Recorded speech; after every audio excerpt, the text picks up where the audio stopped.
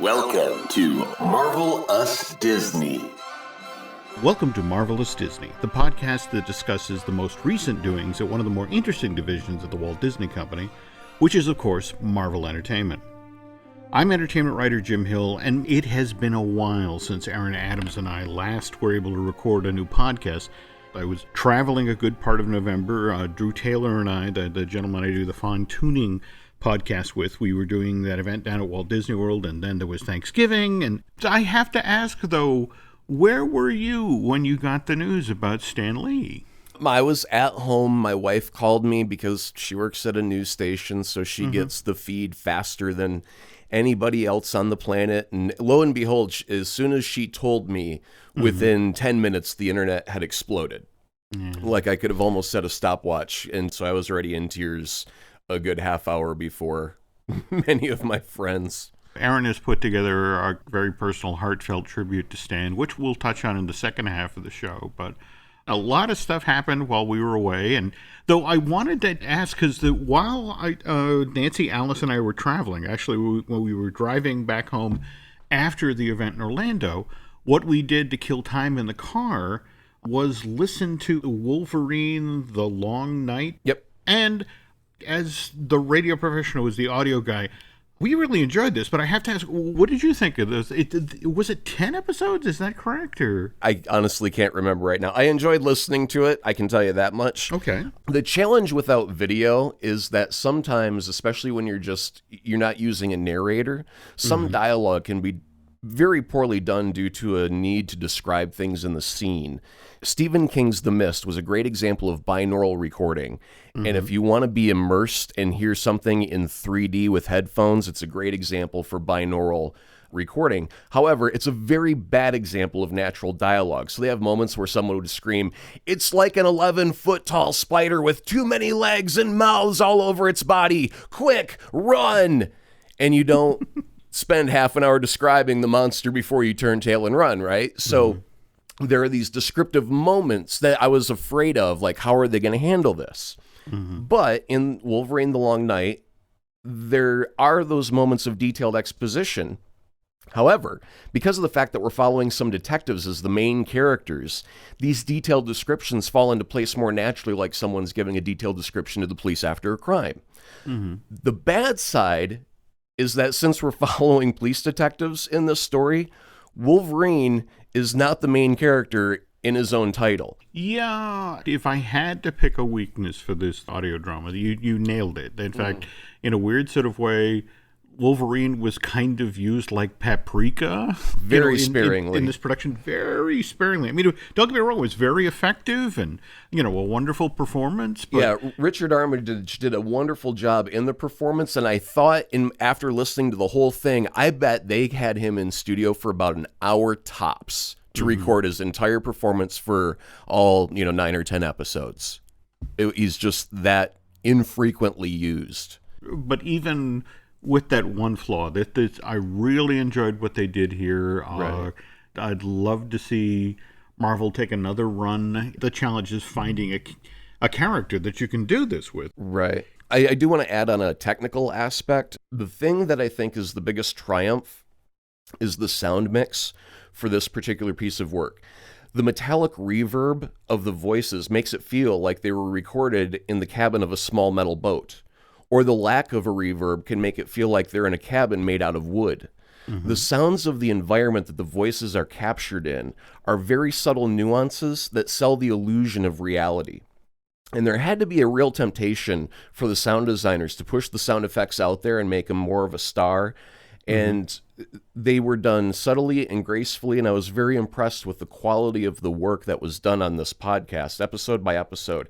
It was truly like cinema quality sound without the need for images. And overall, I really hope that they continue with more audio adventures similar to this. I just wish the starring hero would be more present in a show with their name in it. I agree. And I remember one particular sequence when characters are on the ground talking with kids who were up in trees, and they pulled it off. All the dialogue was easy to understand, but at the same time, you got that authentic sound of that's somebody talking to somebody who's 20 or 30 feet up in a tree. Yeah, and that's really, really hard to do because when you're inside of a room, you get a reverberation off of the walls. And even if you're in a sound booth that's completely dead and you get no reverberation, you still have to have the illusion of distance and open air. And the further you are away from someone, for example, I've lived in northern Michigan and I've lived in Mobile, Alabama. And if you were to go from wintertime in northern Michigan to summertime in Mobile, Alabama in a plane ride, you would not believe the difference in how sound travels through crisp, clear, cold air versus hot, muggy, humid air. There's a density difference and sound travels differently. And it's subtle, but it's almost like being able to smell rain on the horizon. You know, you've done that before. You've smell deep breath and you go, it's going to rain. You just know it. It's that thing with sound of knowing how to mic something far enough away to get that sense of distance. And if it's in a room, what kind of room, what's the shape of the room, and recreating that is really hard to do. And that's why I'm so really impressed how subtly, beautifully they did that job.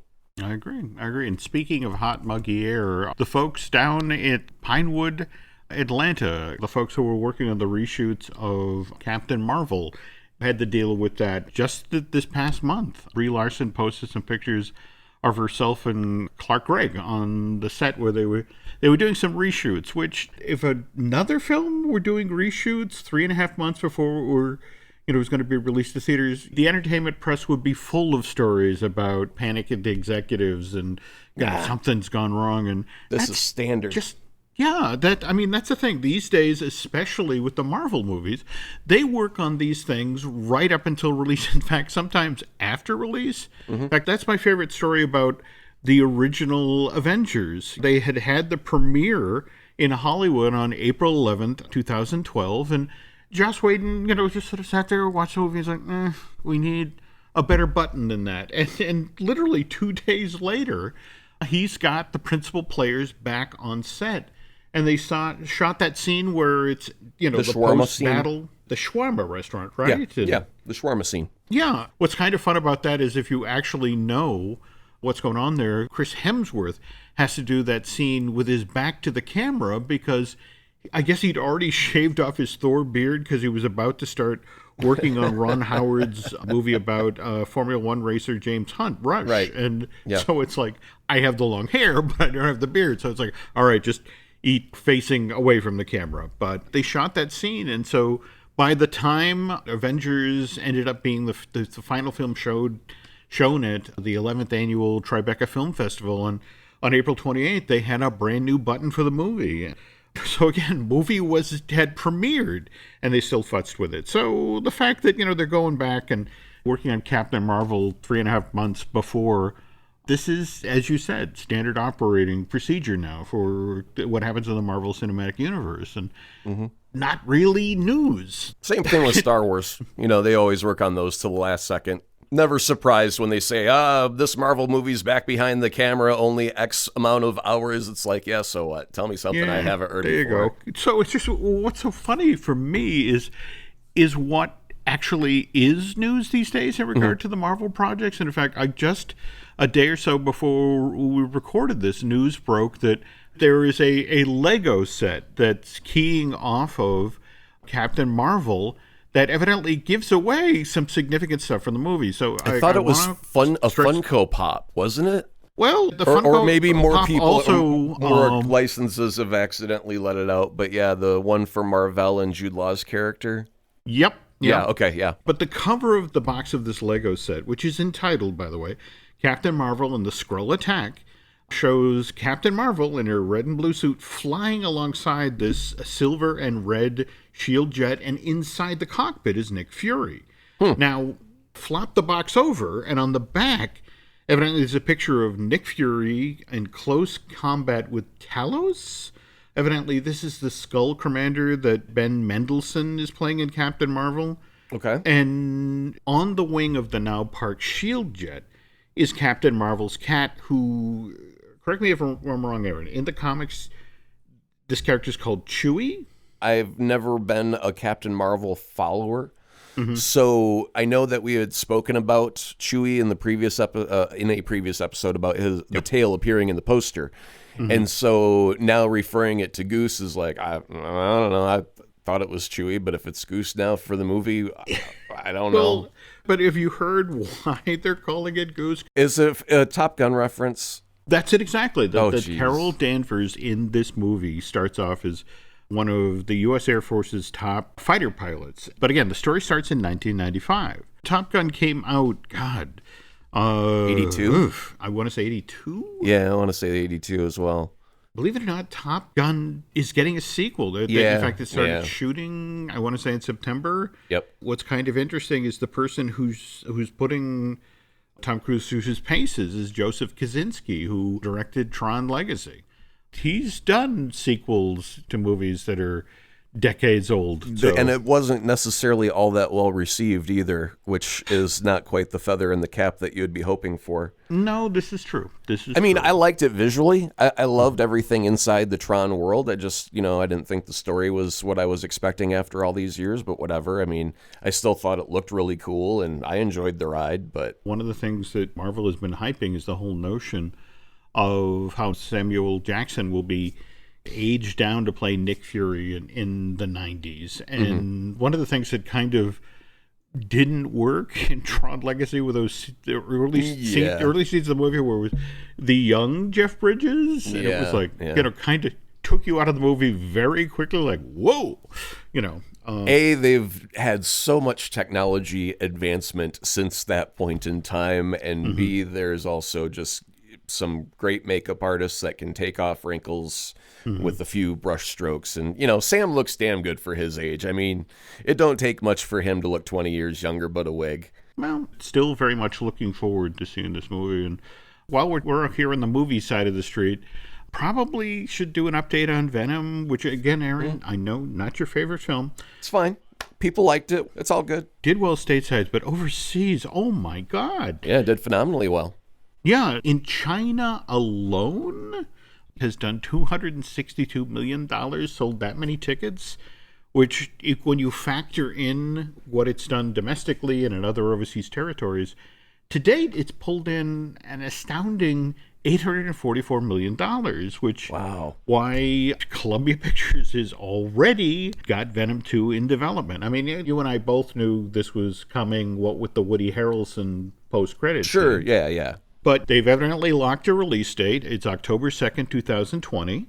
And this was a deliberate choice because they're hoping to duplicate what happened with the original Venom, which was sort of a horror-tinged superhero movie. And the thinking is if they drop it in theaters basically 4 weeks before Halloween, they'll be able to get horror fans and superhero fans to show up for this thing. Right. Speaking of sequels, the advance buzz on Spider-Man Into the Spider-Verse is so strong. And I have to tell you, Drew Taylor has already seen the almost finished version of this movie early this week.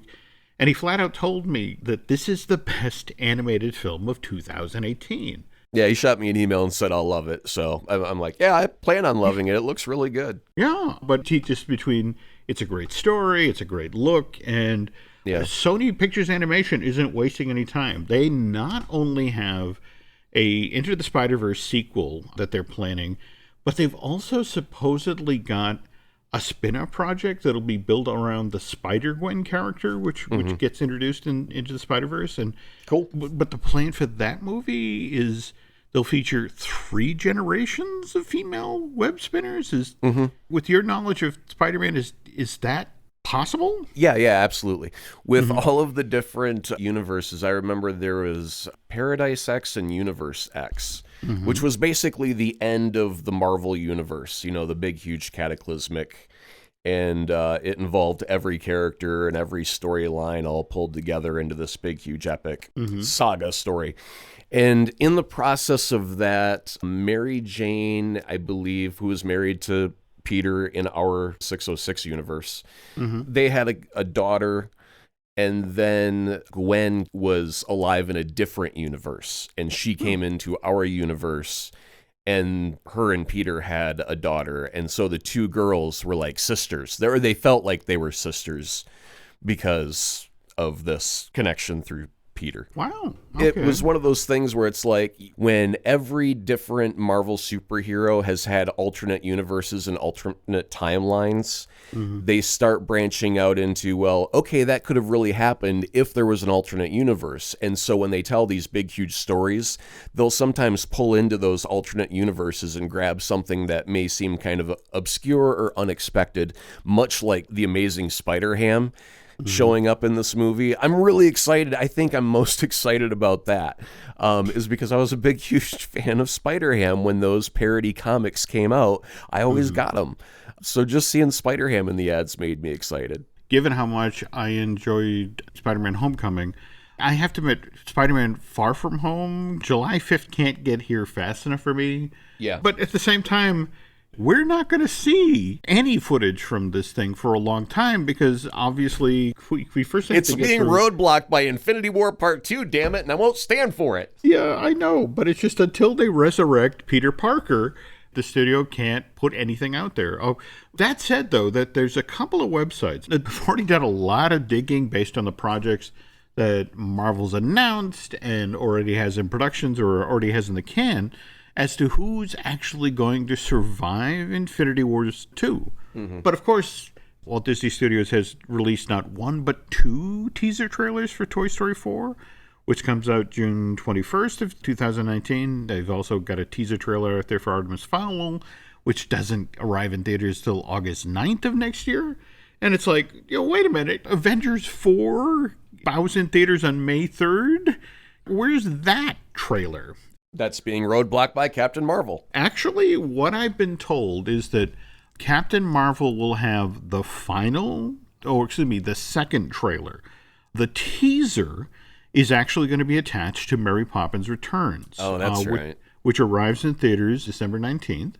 And the interesting thing is not only will Mary Poppins Returns have the Infinity Wars 2 trailer, it will also have the teaser for Star Wars Episode 9, which a year and a day from when Mary Poppins Returns arrives in theaters is when that Star Wars film drops.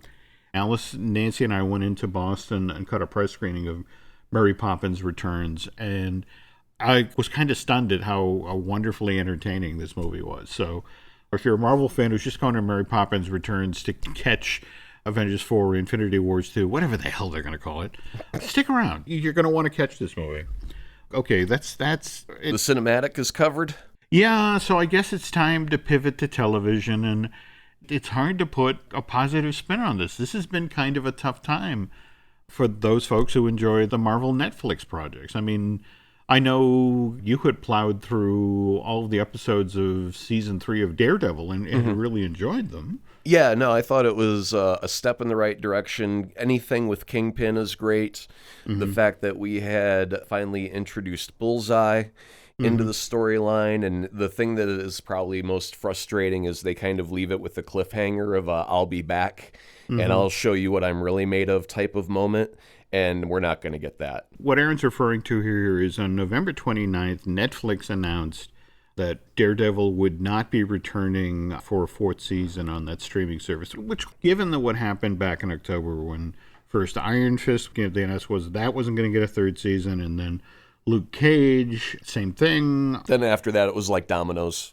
Yeah, but the day after Netflix announced that Daredevil wasn't coming back for season 4, Disney and Marvel released a statement where they said, "We look forward to more adventures with the Man Without Fear in the future." And so if you think about how Defender ended, where an entire building fell on Matt Murdock and he still came back, a little thing like getting canceled by Netflix, that's not going to stop the character. No, yeah, he can live on the other network, possibly, but I wonder because they did have a true lack of numbers for those shows overall. Yeah, social media and impressions. Yeah, that dropped, and they were using that as a gauge, which was actually very intelligent because, you can see how many people stream something and you can have that number, but you really don't know how many people liked it, really. And so when you see that tweets go up or tweets go down and stuff like that, you can tell whether something is positively received after you view your total sum of how many viewers you've had. And they saw those tweets drop dramatically and people just didn't seem to really care. very much, which leads to its cancellation. So even though Disney's going to have its own service, they're currently busy with The Mandalorian for the Star Wars universe. They've got Loki and Scarlet Witch for the Marvel universe. And they've already tried The Defenders on Netflix, and it didn't do as well as they had hoped. So I really don't see them investing a whole lot of time, money, or effort to revive them quickly. I think that's a back burner. No, I agree. And in fact, I think the project that I feel saddest for is Jessica Jones, because they announced that a third season was going to go into production in mid-April, and they did. They actually began shooting in July. In fact, Kristen Ritter is making her directorial debut on at least one episode for season 3. But clearly, while this was going on, the relationship between Disney and Netflix soured. Did it really sour, or did numbers just dictate we don't do this anymore? Because you can make a business decision without it being sour between the two parties. It's hard not to look at some of the decisions that Netflix has made. February of this year, they signed Disney legend master animator Glenn Keane. He's going to be doing his directorial debut, Over the Moon, as a Netflix project. And just this past month, Netflix signs Chris Williams, the co-director of Big Hero 6, which that's the first Walt Disney Animation Studios production to be based in a Marvel comic. And one of the reasons that people love that film now is it features that great little Stan Lee cameo at the end. But Chris is doing his own feature for Netflix, Jacob and the Sea Beast. And right on the heels of that, we get the announcement of Guillermo del Toro's stop-motion version of Pinocchio, which is like one of Disney's key properties. And Disney's response to that was, well, okay, fine. We're doing a live-action reboot of Pinocchio where they're in negotiations right now to have Tom Hanks play Geppetto. People who write about these movies are struggling to come up with a way to describe them. For example, the Lion King trailer that just came out ahead of the Jon Favreau version of that story. It's the most viewed trailer in the history of Hollywood.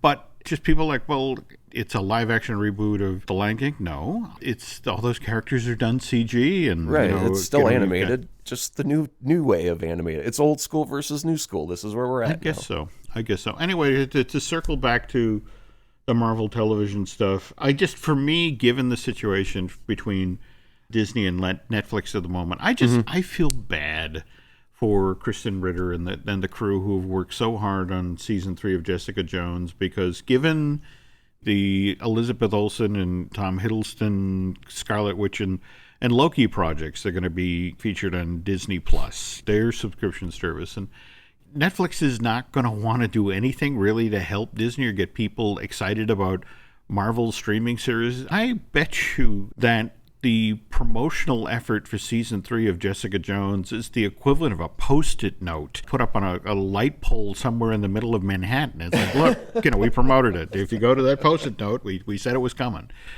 And speaking of which, somebody who deserves as much attention as possible, that is the late, great Stan Lee. And when we get back from the break here, Aaron is going to share his thoughts about the passing of this legend.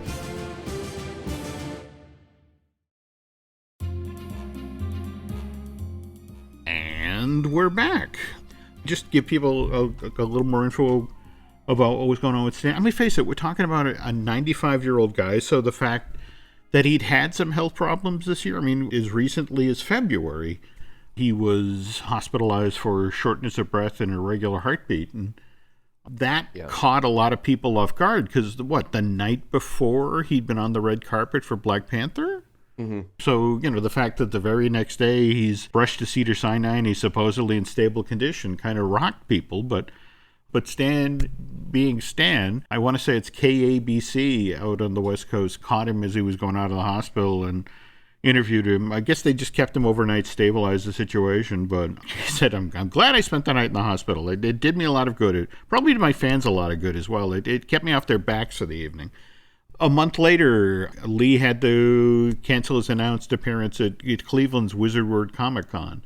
And that was pretty much the time that the whispering about his health issues, which again, a 95-year-old. Right. Not all that surprising. But he is a legend, but not immortal. No. So Morning of November 12th, Stan is rushed to the hospital. He's been battling aspiration pneumonia, which, as I understand it, is what happens when stomach acid gets inhaled into the lungs.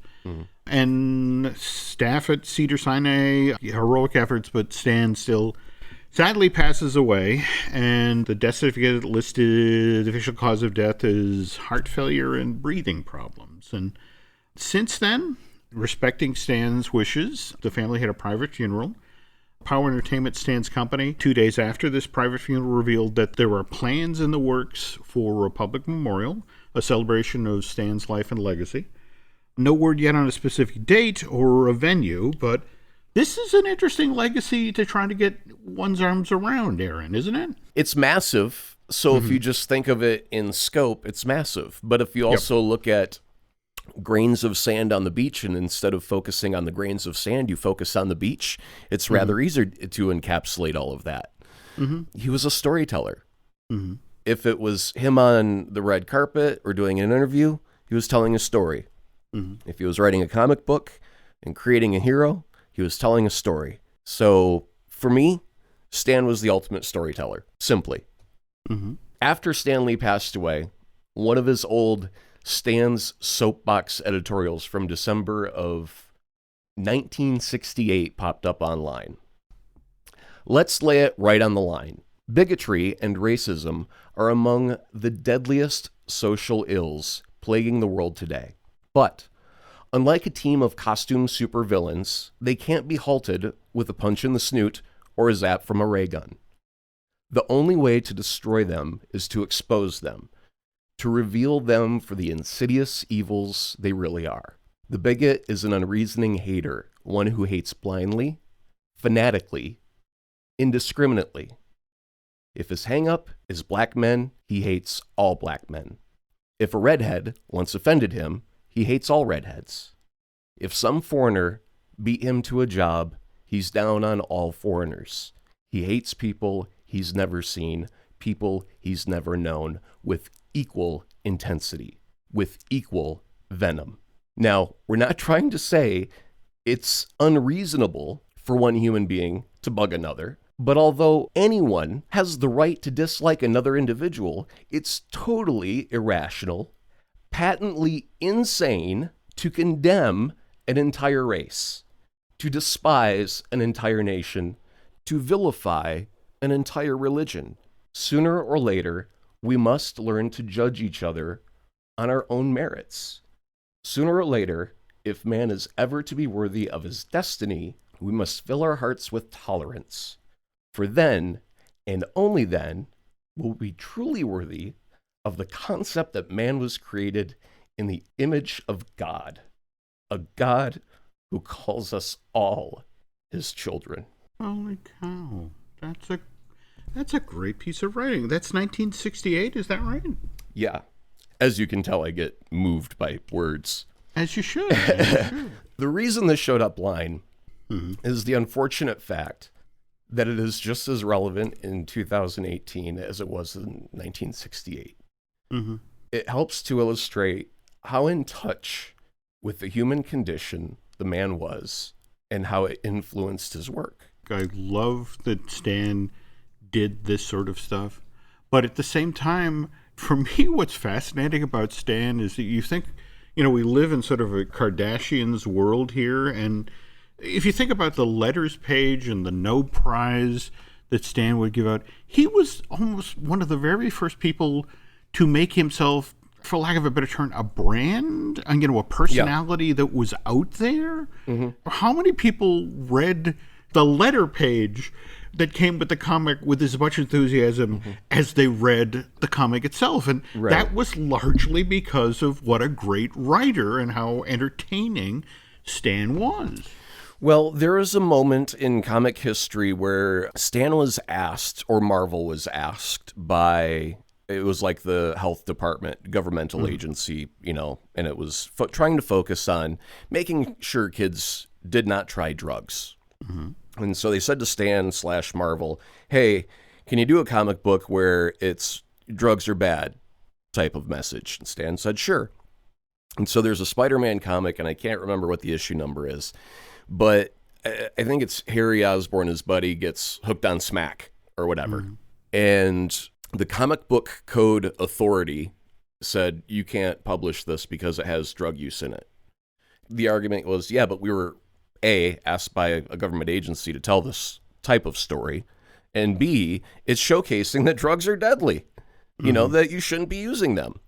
And the Comic Book Code Authority said, if you publish this, we could make sure that you never publish anything ever again, and all kinds of horrible threats and demands and financial penalties or whatever. And Stan went ahead and argued it, and then when they got denied, they published it anyway, and it was the first comic book that did not get the Comic Book Code of approval. And it was only after that comic book came out that other comic book brands said, oh, we can tell stories outside of the scope of what you perceive to be correct for young children and tell more adult type themes and go in a different avenue that we haven't previously gone before. And then you get things like Spawn from Image Comics, where, he's a demon from hell. So you have this whole new growth in the industry stemming out of this one instance where they went against the code and against the rules and did what they thought was right by telling this story. And that changed the whole industry off of one moment and bravery. And Stan was the backbone behind all of that. So kudos to him for that. Just to sort of walk through Stan's history now, I want to say starting in 1972, he stopped physically writing comic books. He became, he was 50 at the time, and became basically the publisher at Marvel, right? And over that period of time, he became really more of a figurehead, engaging with fans at comic book conventions or giving guest lectures at colleges. But at the same time, I mean, the fact that he was out on college campuses, talking about these characters, I mean, the very thing you were talking about, the fact that they could cover that much more adult material. I mean, he helped put Marvel in the spotlight, on the forefront. Yeah, as far as Stan Lee goes, and I know that we said I had a special tribute, so I had to actually write the words out because when Stan passed away, I was emotional. I actually considered him more like family. Stan Lee gave me a universe, and he asked for nothing in return except every once in a while I buy another book. Stan Lee taught me to read. Not just nursery rhyme level words like Jack and Jill going up a hill, but complex words like adamantium and vibranium. As a result of learning these two fictional words, I learned that different types of metal could have a different type of hardness. So in a way, Stan Lee taught me real science concepts in a classroom of make-believe. Stan Lee taught me a moral code. Real heroes look out for people that are in need of help, not for thanks or reward, but because they simply have the ability to help. Stan Lee taught me about social issues through the X-Men. Mutants are us. They're human, but they're different. Therefore, they suffer persecution in comics. Magneto equated it to the Holocaust in the X-Men movies. African Americans can find a parallel to slavery by the way some mutants were utilized by fictional agencies as involuntary workers. Or Asian Americans can equate it to Asian concentration camps the U.S. had during World War II, when mutants are rounded up for national security. Mutants are a thing that you hate and fear without reason or rational thought. Reading an X-Men comic gave you the other side of the story, like Charles Xavier's hope for coexistence for all of humanity against Magneto's kill-all-humans type of plans that usually invaded the universe. Stan Lee gave me a universe of boundless possibilities to venture to in my mind. The adventures ranged from the streets of New York to the jungles of Africa to the farthest reaches of our galaxy, and sometimes even beyond that, from the negative zone to the quantum realm, big or small, earthbound, or on an intergalactic alien vessel, the universe was your playground. Stan Lee introduced me to classic characters because the guy had to pull ideas from somewhere. So when I found out there was a Legend of Thor outside of Marvel Comics, that made Thor more real. I started looking for the Legend of Spider-Man, and I still have not found one, Jim, not one anywhere. But I digress. The Hulk. I believe there's some cave paintings in France, but I digress. So the Hulk is a direct ripoff of Dr. Jekyll and Mr. Hyde's story. There are underground classic villains like Morpheus, who's just simply a bad Dracula, and many other villains from previous literature that has come before it. Not every idea Stan had was original, but he always found a way to make it his own. Stan Lee made me interested in storytelling. I don't think I would be in my career field if it weren't for strong storytelling abilities of the many writers and artists that I have loved over the years, Stan is included. Stan Lee literally changed the world, even if it was just one as small and simple as my world. In that way, Stan gave me everything I now have in my life. My career, my wife, who also is a fan of Stan, my hopes for a better world. All of the Marvel films that I love wouldn't be here without Stan the Man Lee. Looking around my home and my studio, I'm surrounded by toys, props, and memorabilia from all over the Marvel Universe. 80% of my clothing has a spider logo on it somewhere, so if you took away all of that, I would be left with a pair of white tube socks. I would have to wear them very strategically. My work, my entertainment, my imagination, my heart were full of Stan Lee's fingerprints. Out of all of his travels, I never had an opportunity to shake his hand and say thank you, so I'll say it now. Thank you, Stan, from my entire world. Wow.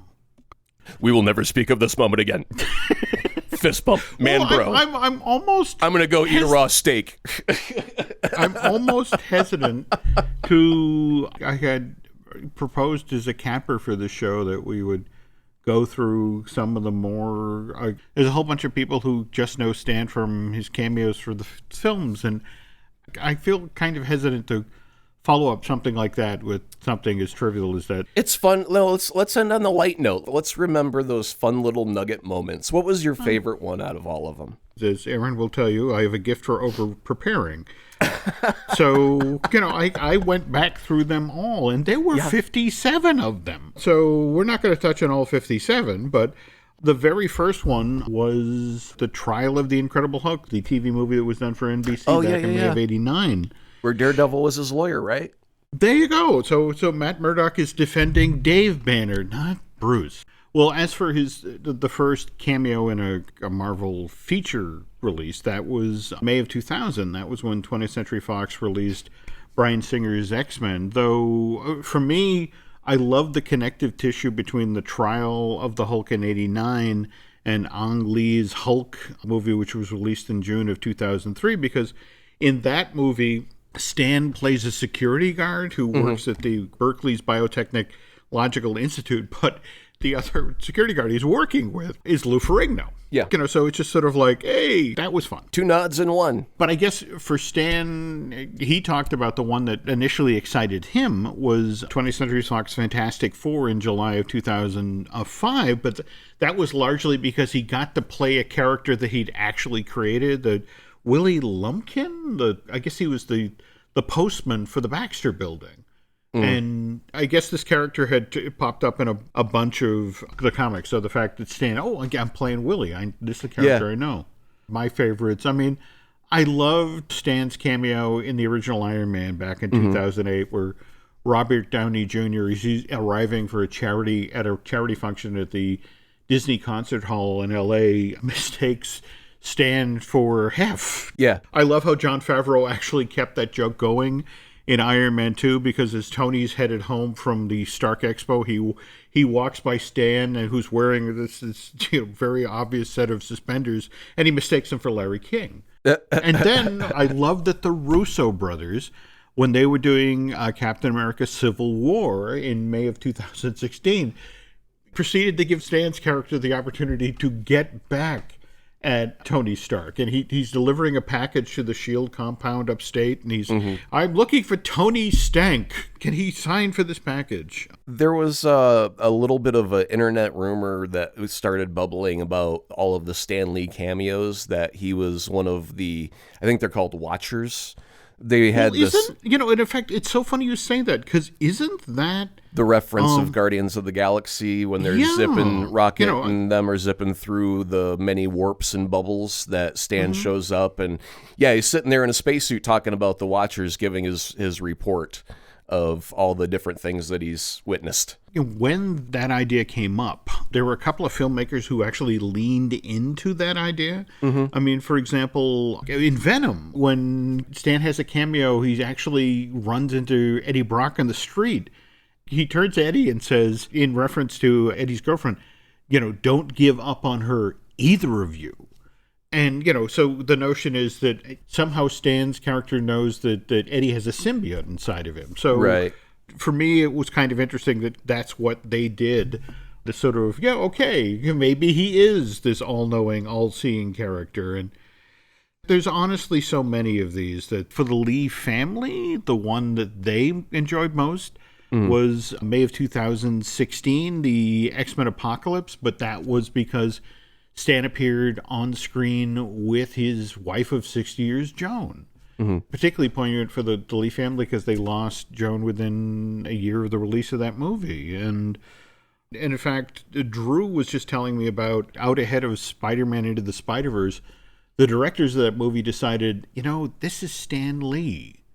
And we're animating him, and we can't just give him one joke and out. Because that's the thing. That Stan would, his one complaint about the cameos is like, why do I always have just one line? Right. Evidently, Stan plays the owner of a costume store in Spider-Man Into the Spider-Verse, and Miles Morales is looking for a Spider-Man outfit. And he goes into the store, and Stan is able to dig out a Spider-Man outfit for him, and Miles tries it on, and it's too loose and it's too baggy. But Stan said, well, it always fits eventually, as in he'll grow to be the hero that New York City needs over the course of this story. And evidently, everyone who's been to the screenings, especially on the heels of Stan's passing, it's just, you can hear the audience that are like, oh. Yeah. And they've already filmed many cameos for future Marvel movies, so we can expect to see Stan a few more times in the future in brief glimpses and go, ah. Yeah, it's interesting you say that. Joe Russo was talking about how they did that. One of the reasons actually was that Stan didn't like to fly, so the whole notion of having to fly him out, particularly to Atlanta when he lived out in L.A. So what they began to do is they would bring him in, and for example, I want to say in the summer of 2016, they shot 4 cameos over the course of one day. They did his cameo for Doctor Strange, which came out that fall, November of 2016. They shot the cameo for Guardians of the Galaxy Volume 2, came out the following May. Spider-Man Homecoming, which came out July of 2017, and then Thor Ragnarok, which was November of that same year. I guess the last time they did this, they had Stan out relatively recently and bagged the Captain Marvel cameo and the Avengers 4. And to give Kevin Feige credit, when he was pressed by, I want to say, Variety about this, well, where can we look to get, to see these final cameo appearances? He's just like, I'm not going to tell you. Stan always appreciated a good surprise. So, in respect to, as you said, this great storyteller, I'm not going to blow the story. You're going to have to go to the movie and see this.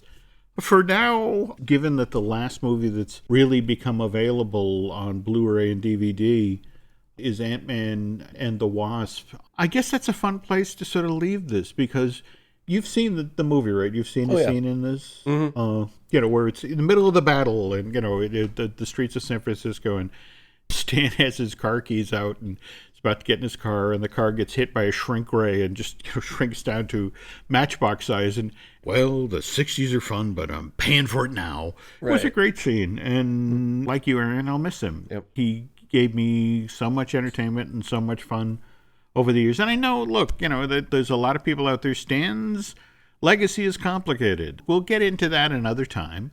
For now, let's just honor the man. And like I said, when we have more information about POW Entertainment's public memorial service, we'll be sure to share this on a future podcast. Aaron and I will be back here shortly, no doubt, talking about Spider-Man Into the Spider-Verse, which I'm really, really looking forward to based on the buzz. Anything coming over the horizon that you're interested in talking about, Aaron? Or?